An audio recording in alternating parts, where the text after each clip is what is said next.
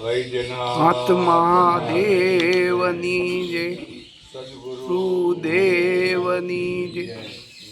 પાર્વતી પદે હર હર મહાદેવ.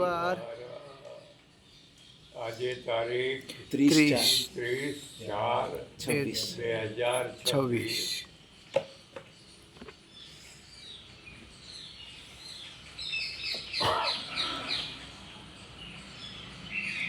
ત્યાગ નો પણ અભિમાન હોય છે. આમ જુઓ તો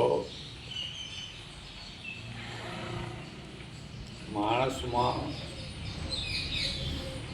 જેટલી કોઈ નાની મોટી શક્તિઓ હોય એ બધાનો અભિમાન થતો હોય છે. માનો કે તમારી પાસે ધન છે તો ધનનું અભિમાન થાય. આવી જ રીતે રૂપ છે, જોબન છે,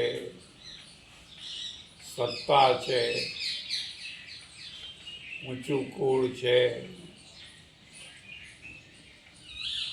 વગેરે વગેરે જે કંઈ મહત્ત્વની વસ્તુ હોય એ જો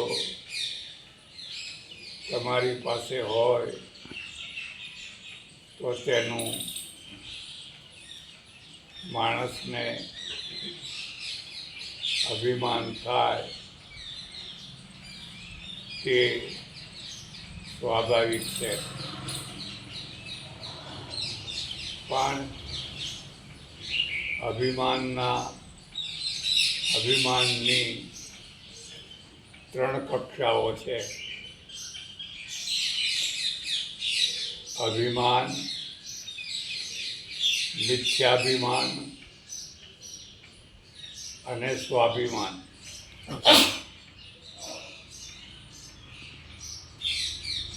જે કંઈ હોય અને તેનું ઉપર સ્વાભિમાન પછી નીચે લખો નિરભિમાન. 4 કક્ષાઓ. જે કંઈ હોય શક્તિ તેનું અભિમાન થાય તે સહજ કહેવાય. પણ તમારી પાસે પૈસોય ના હોય અને મોટા ધનપતિ જેવી વાતો કરો, દેખાવ કરો તો તે મિથ્યાભિમાન કહેવાય. વિદવત્તાનો છાંટોય ના હોય અને પ્રકાંડ પંડિતનો દેખાવ કરો તો તે મિથ્યાભિમાન કહેવાય.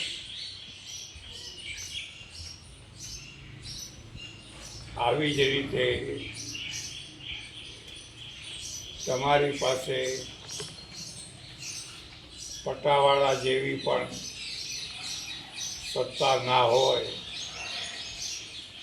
અને મોટા કલેક્ટર કે રાષ્ટ્ર કે પ્રધાનમંત્રી જેવો હૂંફાળો બતાવો તો તે મિથ્યાભિમાન કહેવાય. મિથ્યાભિમાન રબરના ફુગ્ગાના પરપોટા જેવો હોય છે એ થોડાક સમય માટે ખુલે તો ખરો, પણ થોડી જ વારમાં ફૂટી જતા વાર ના લાગે. એટલે ડાયા માણસે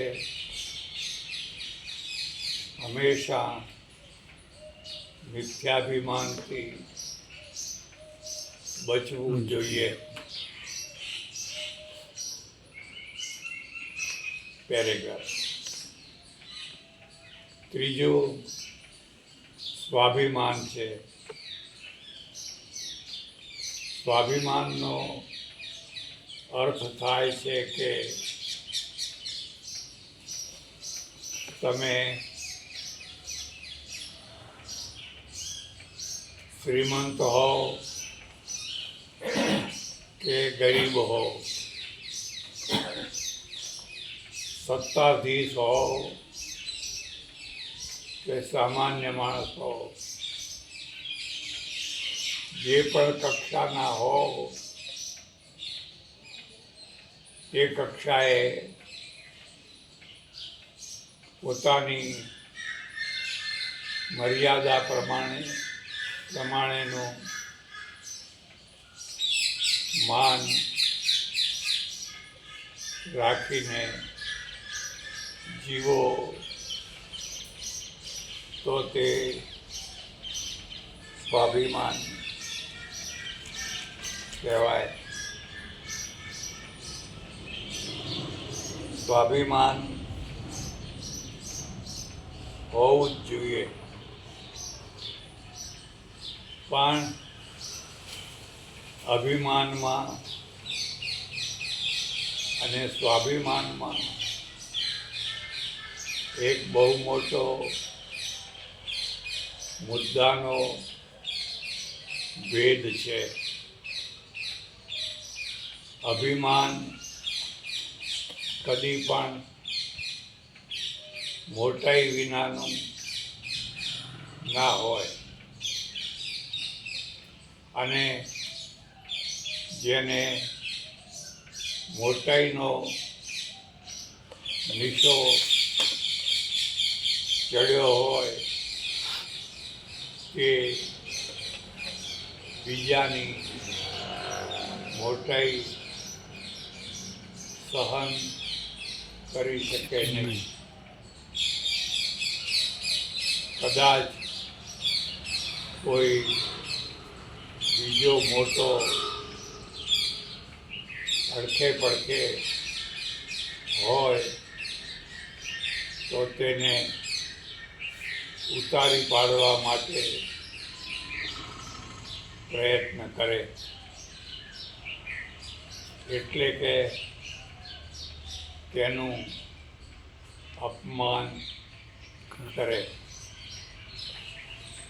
અભિમાન અને અપમાનને બહુ ભારે મેળ રહેતો હોય છે. જે માણસ વાતમાં જેના તેના અપમાન કરતો રહે તેને દુશ્મનોનો પાર ના રહે.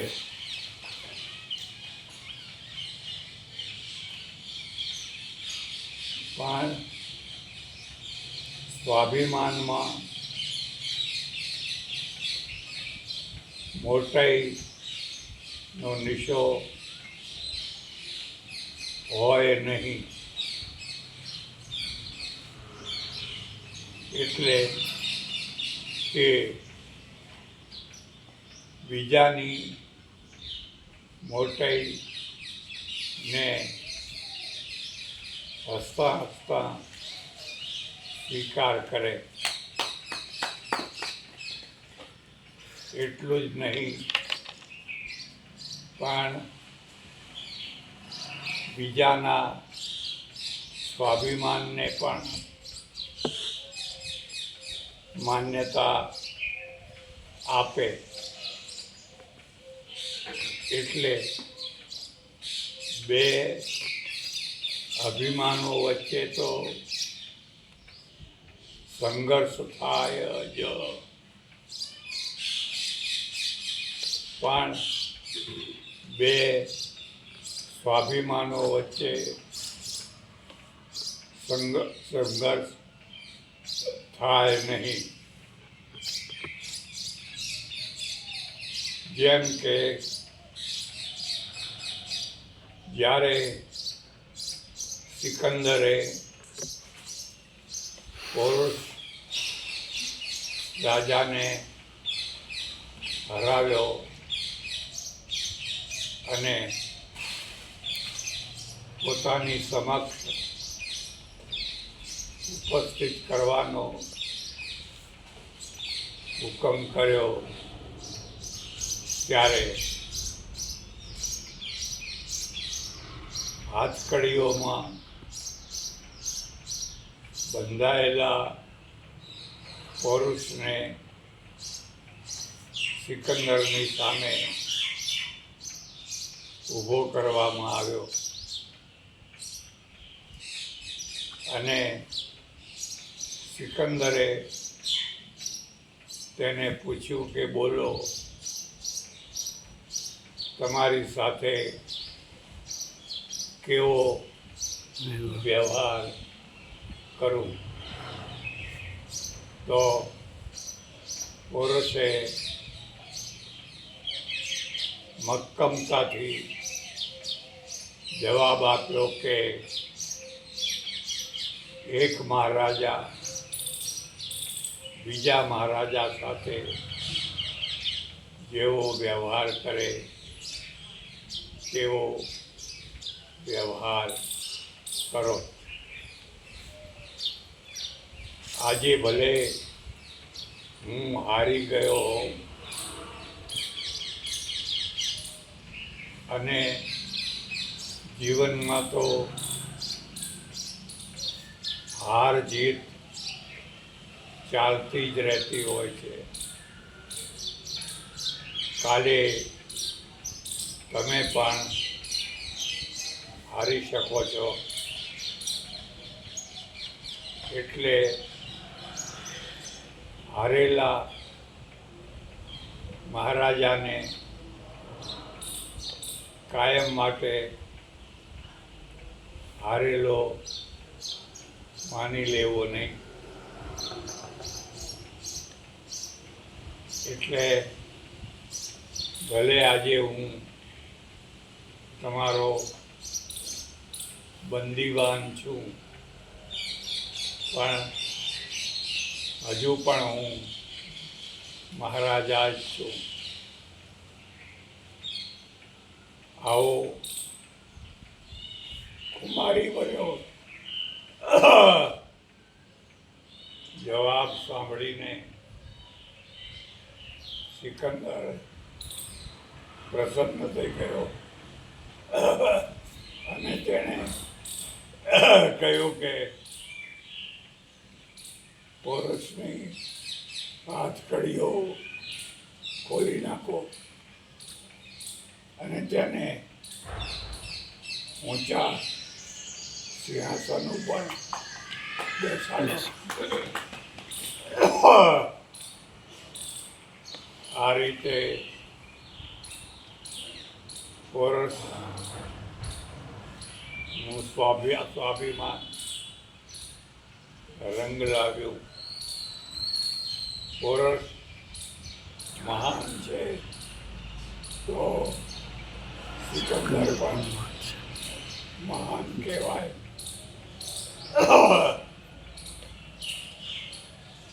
પેરેગ્રાફ.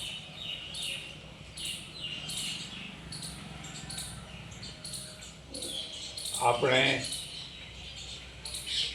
એક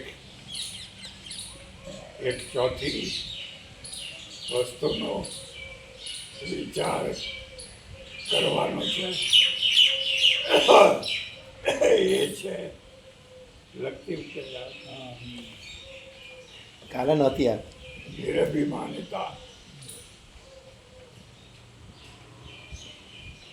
માનો કે તમે કરોડાધિપતિ છો, પણ દેખાવ બિલકુલ સામાન્ય કરો છો. જરાય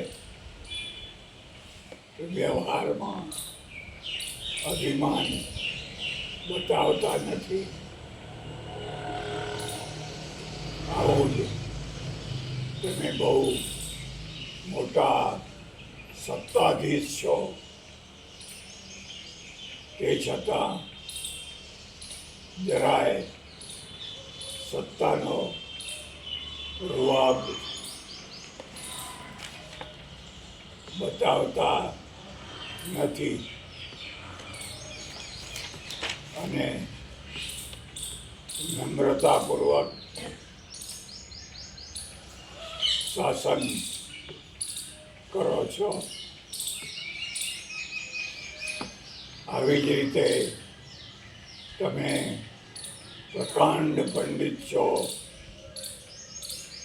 પણ પંડિતાઈનું જરાય દેખાવ કરતા નથી, પણ સામાન્ય માણસની માફક રહો છો. આવી જ રીતે તમે રૂપનો અંબાર છો,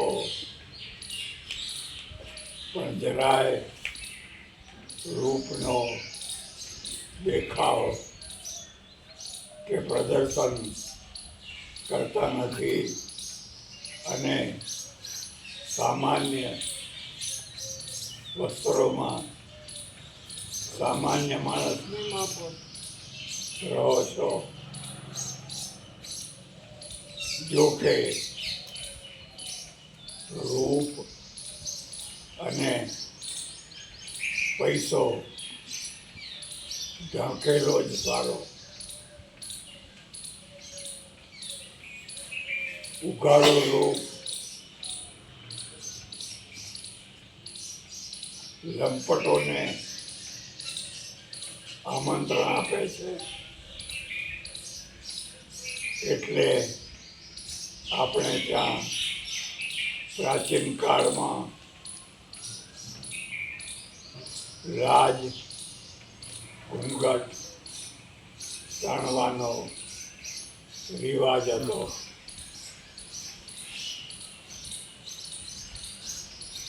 જેથી તમારું રૂપ ઢંકાયેલું રહે તો લંપટો ને લલચાવાનું કારણ ના મળે. આવી જ રીતે તમારી પાસે ઢગલાબંધ સોના મોરો છે, પણ તેને ઢાંકીને રાખો, દાટીને રાખો. લોકોને બતાવ ના કરો. હવે તો સોના મોરો ના રહી, પણ નોટો આવી. તે નોટો પણ જેમ બને તેમ ઢાંકીને રાખવી સારી. એટલે કુશળ વેપારી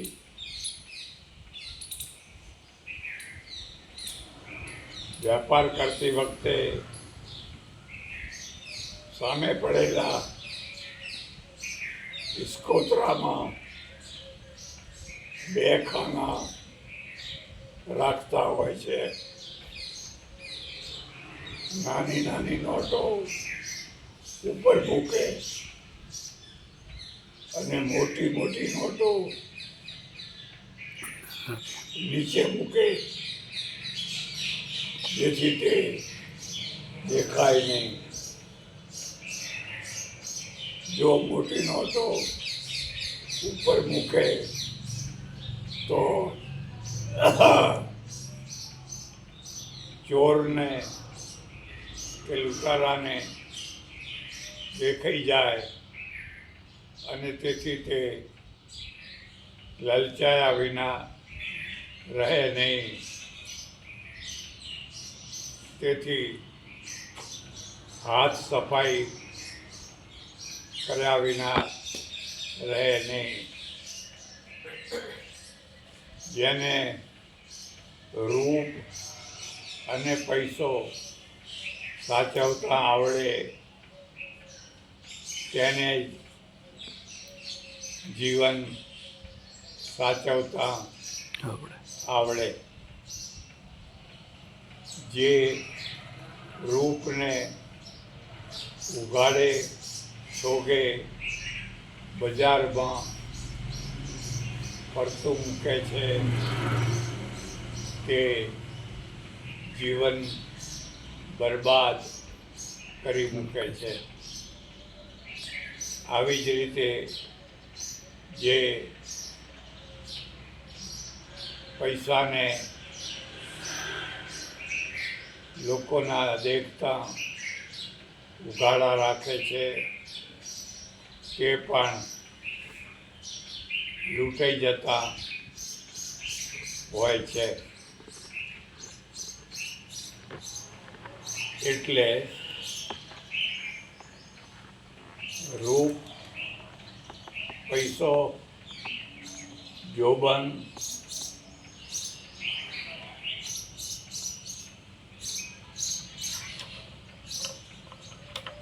વગેરે વગેરે કિંમતી વસ્તુઓ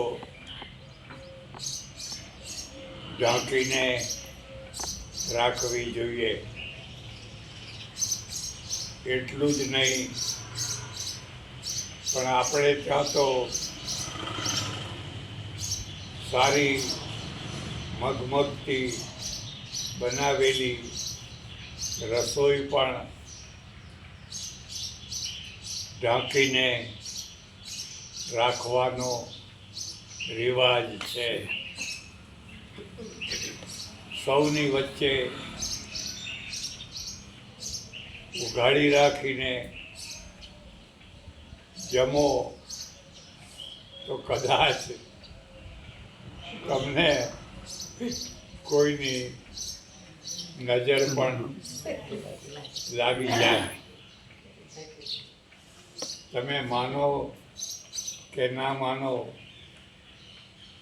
આપણી નજરમાં પણ એક બહુ મોટી શક્તિ છે. એક નજરથી એક માણસ સ્ત્રીનો ગુલામ થઈ જતો હોય છે. એટલે અને એક સંતની નજરથી એક લૂંટારો સજ્જન થઈ જતો હોય છે. આપણી દૃષ્ટિમાંથી સાચું કે ખોટું તેજ નીકળતું હોય છે. આવું તેજ સામેના માણસ ઉપર પડે તો તેની અસર થતી હોય છે. એટલે ઘણા ભક્ત પુરુષો સંતોની નજર મેળવવા આતુર રહેતા હોય છે, તો કેટલાક લંપટ પુરુષો સ્ત્રીઓની નજર મેળવવા આતુર રહેતા હોય છે. આ જ કારણસર સાધુ સંતો નીચી નજર રાખીને ચાલતા હોય છે, અને આવા જ કારણસર ખાનદાન ઘરની ખાનદાન સ્ત્રીઓ પણ નીચી નજરે ચાલતી હોય છે. એકવાર મારે ટર્કી જવાનું થયેલું. ટર્કીમાં અમે 8-10 દિવસ આખું ટર્કી ફરેલા. એના ઘણા અનુભવો થયેલા, પણ એમાંનો એક અનુભવ લખવાનું મન થઈ જાય છે. અમે રસ્તામાંથી પાકી મગમગતી કેરીઓ લીધેલી, પણ હવે આ કેરીઓ ખાવી કોની સાથે? આ ટર્કી તો માંસાહારી દેશ, ચારે તરફ માંસ જ માંસ જોવા મળે. અમારો ગાઈડ પાસા નામનો મુસલમાન હતો. મેં તેને સમજાવ્યું કે અમને રોટલી બનાવી આપે એવી કોઈ બાઈ અથવા ભાઈ ટર્કીમાં મળે ખરી? તો તેને કહ્યું કે હા, હું પ્રયત્ન કરું છું. અહીં પણ રોટલા ખાનારો એક વર્ગ છે. મોટા ભાગે તે ભારતમાંથી જ આવેલો હશે, પણ હવે ટર્કી બની ગયો છે. થોડી જ વારમાં તે એક બહુ જ રૂપાળી અને જુવાન દેખાવડી સ્ત્રીને લઈ આવ્યો અને તેને કહ્યું કે આ ભારતીયોને તું રોટલીઓ બનાવી આપ. તેણે અમારી સામે લોટ બાંધ્યો અને ગેસ ઉપર ફટાફટ મોટી મોટી રોટલીઓ કરવા માંડી.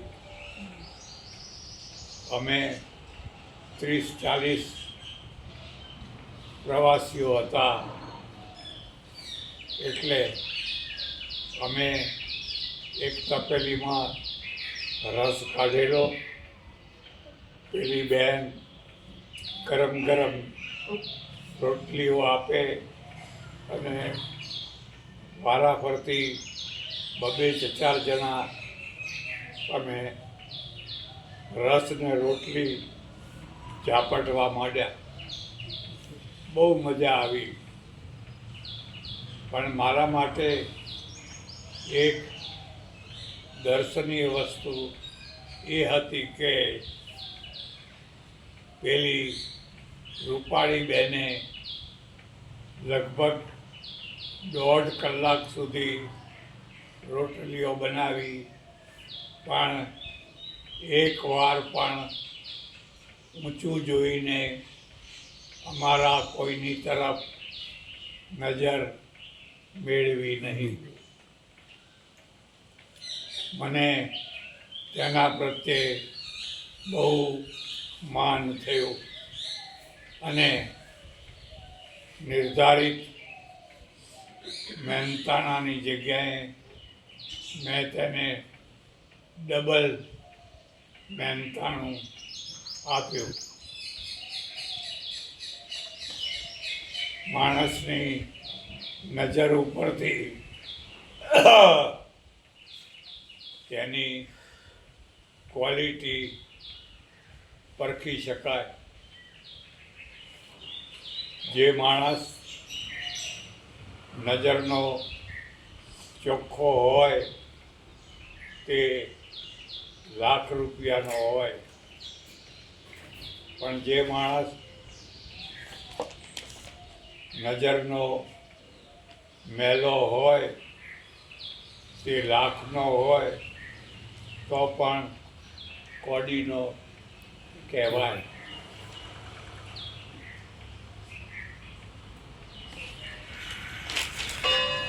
આ રીતે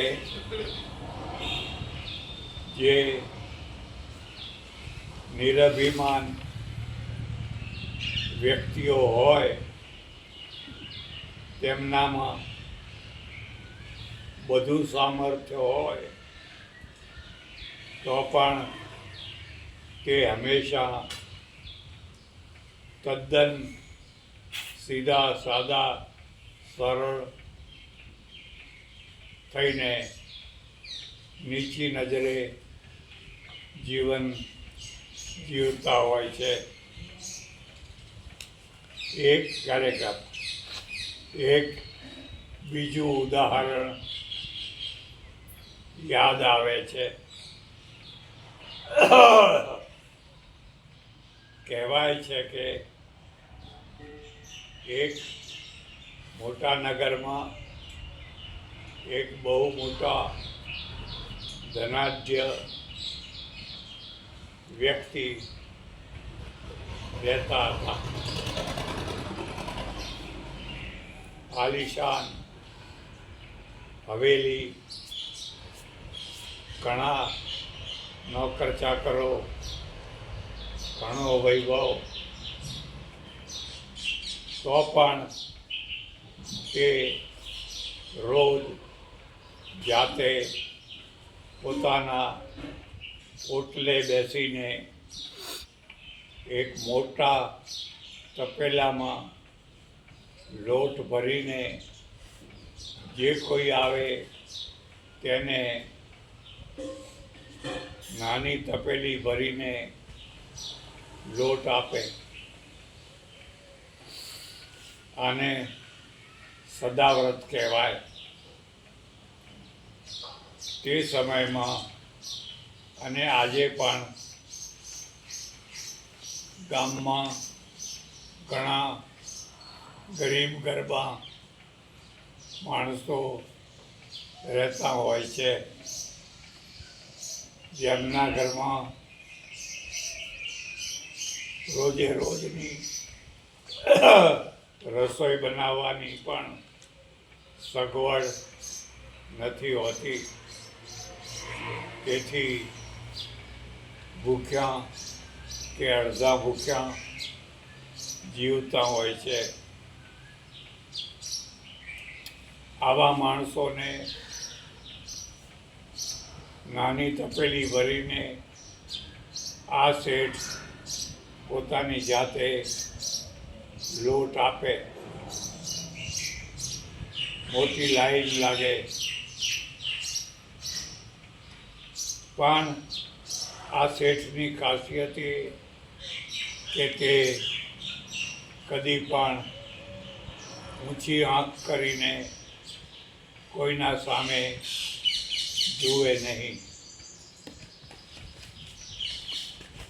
એકવાર આ લાઈનમાં એક સંત આવી ગયા.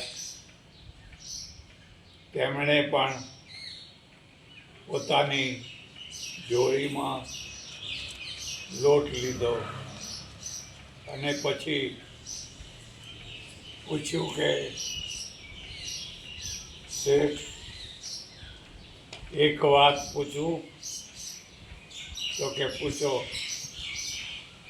તમે આટલા વર્ષોથી આવી રીતે રોજ લોટ આપો છો, પણ ઊંચું જોઈને કોઈની સામે જોતા કેમ નથી? ત્યારે શેઠે જવાબ આપ્યો કે સાંભળો દોરો, દેને વાલા દેતે, देने वाला देते, लेने वाला लेत. लोग भरम मुझ पे करे, तासो नीचो नैन. समझा? देनारो આપે છે, દે છે, દેને વાળો લે છે, લેનારો લોક ભરમ લોકો મારું નામ નામ દે છે, કે શેઠ આપે છે, શેઠ આપે છે. તેથી નીચે જ નહીં. लोग भरम मुझ पे करे, કાસો નીચો ને, નીચો એટલે હું નીચી આંખો રાખું છું. કેટલી મોટી કહેવાય. લોકો પાછળ આપે અને મળની આંખો કાઢે.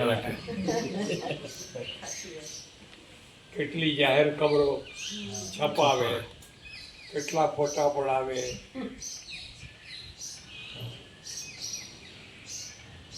આવી રીતે જીવન જીવે તેને નિરભિમાની જીવન કહેવાય. જે કોઈ સંતના જીવનમાં જ દેખાય અને તે દુર્લભ હોય.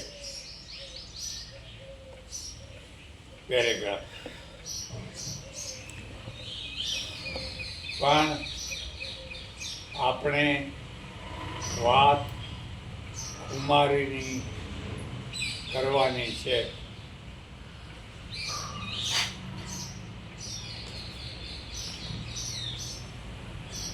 અભિમાન જુદું અને કુમારી જુદી. પૂર્વ કહ્યું તેમ અભિમાન અપમાન વિના હોય જ નહીં. જ્યારે કુમારીમાં કોઈનું અપમાન કરવાનું હોય જ નહીં, પણ પોતાનું વ્યક્તિત્વનું રક્ષણ તો કરવાનું જ હોય. માનો કે સુદામા બહુ ગરીબ છે, તેથી તેમને ધનનું અભિમાન ના હોય, તે સ્વાભાવિક છે. આવા લાખો ગરીબો ત્યારે ને અત્યારે પણ જોઈ શકાય છે. પણ ઘોર ગરીબી વચ્ચે પણ સુદામામાં બહુ મોટી ખુમારી છે. તે ખુમારી એ છે કે હું કોઈની પાસે લાંબો હાથ નહીં કરું. ભલે હું ગરીબ હોઉં પણ મારી ખુમારી કોઈ અમીર કરતાંય ઓછી નથી. આપણે જાણીએ છીએ કે આટલી ગરીબીમાં પણ શ્રી કૃષ્ણ જેવા સોનાની દ્વારકાના અધિપતિ મિત્ર હોવા છતાં પણ કદી પણ લાંબો હાથ કરવા તે દ્વારકા ગયા નહીં. આજે તો